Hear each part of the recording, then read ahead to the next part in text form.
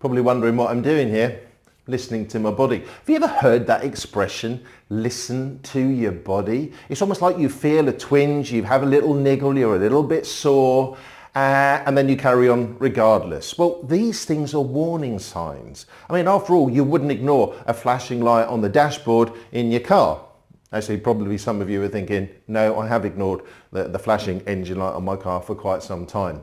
But some people, they ignore the warning signs on purpose and they push through regardless because they think it's a sign of weakness if, for example, you don't go and work out and you've just got a tiny little niggle. Now, I'm no Satan and I have to put my hands up to that and say that sometimes I do have a little niggle, but for some bizarre reason, I think that exercising the thing that's hurting me is doing me good. Now, when I train people, I say you've got to listen. In particular, you've got to listen out for the BS. You know, is it really hurting those people? Is it really going to have an implication on their life if they didn't take an action? Or is this sort of just little niggle, mild pain point that will, in short term, go away without any intervention from you?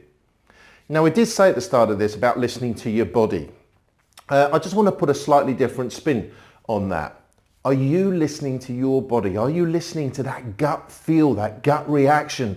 And you get that little voice in your head. You've just put the phone down. You've just come out of a meeting and you say to yourself, yeah, do you know what?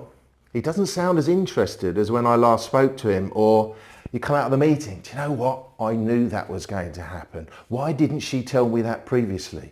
And then if you do have that little voice in your head, you don't act upon it, and then it's too late. It's a bit like me playing golf sometimes. There I am lining up on the tee, all the gear, no idea. And there I am lining up and my hands don't feel quite right. My shoulders, I don't feel as if I'm aligned right. And guess what I do? I still hit the ball. I ignore all the warning signs. And then I do that walk of shame back to my bag to fetch another ball, usually.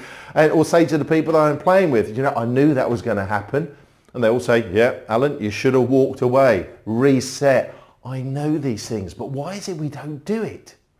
And then, of course, my wife. My wife, maybe on more than one occasion, has said, you don't listen to me. That usually involves or usually ends up with a two-way verbal exchange, often referred to in our house as an argument. Now, I'm going to put my hands up again and say, look, darling, I do hear everything you say. But sometimes I'm just not listening. So sorry about that. So just make sure from today you listen to all the bodies that you are interacting with.